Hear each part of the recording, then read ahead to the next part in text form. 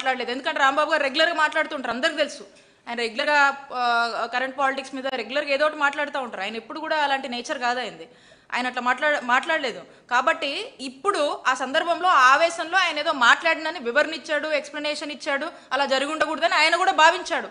ఆయన కూడా క్లియర్గా చెప్పాడు, నిజంగా తప్పే అయితే నన్ను అరెస్ట్ చేసుకోండి అని చెప్పారు ఆయన కూడా.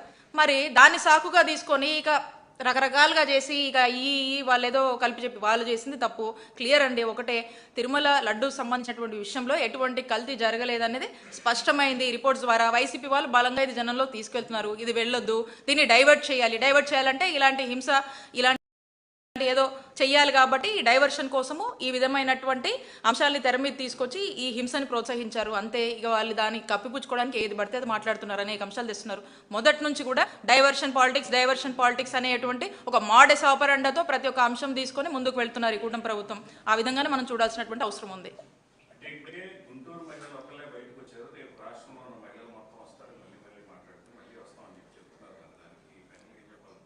అదే అన్న, ఇప్పుడు మనం చూస్తూ ఉన్నాము గుంటూరు మహిళలు ఆ ఎమ్మెల్యే గారు ఏ విధంగా మాట్లాడారు.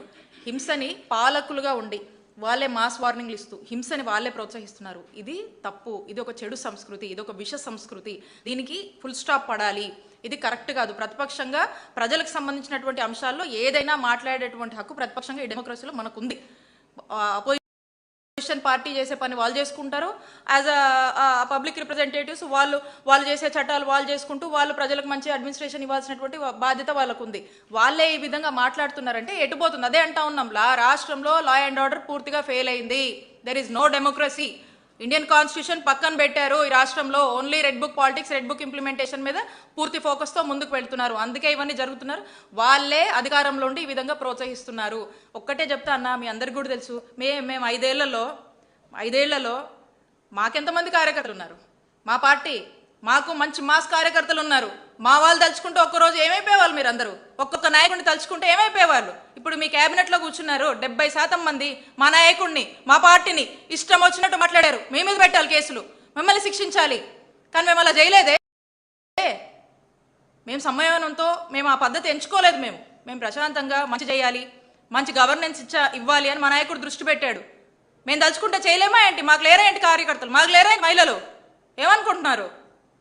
కాబట్టి ఒక్కటే చెప్తా ఉన్నాం, రేపు అనేది ఒకటి ఉంటుంది. ప్రతి ఒక్కరు గుర్తుపెట్టుకొని ప్రజలకు మంచి పాలన ఇవ్వండి. అబద్ధాలు, ఈ పిచ్చి ప్రచారాలు మానుకొని మంచి పాలన ఇవ్వండి, మంచి చేయండి, ప్రజలు మనసు గెలుచుకోండి.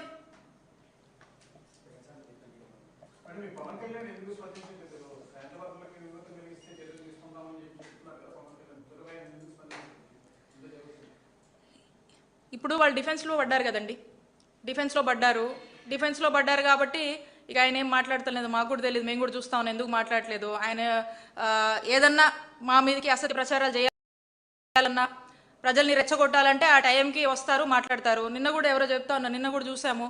మరి ఆ మీటింగ్లో లడ్డు వ్యవహారంలో అందరూ వైసీపీ వాళ్ళు చాలా స్పీడ్గా ఈ వాస్తవాన్ని ప్రజల్లోకి తీసుకువెళ్తున్నారు.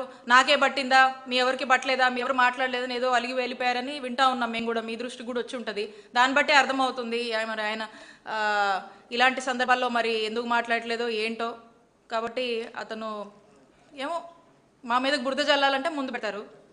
ఇలాంటి డిఫెన్స్లో పడ్డారు కాబట్టి ఇంత హింస ఇదంతా నడుస్తుంది కదా కానీ అని చూస్తూ ఉన్నారు ఆయన కూడా.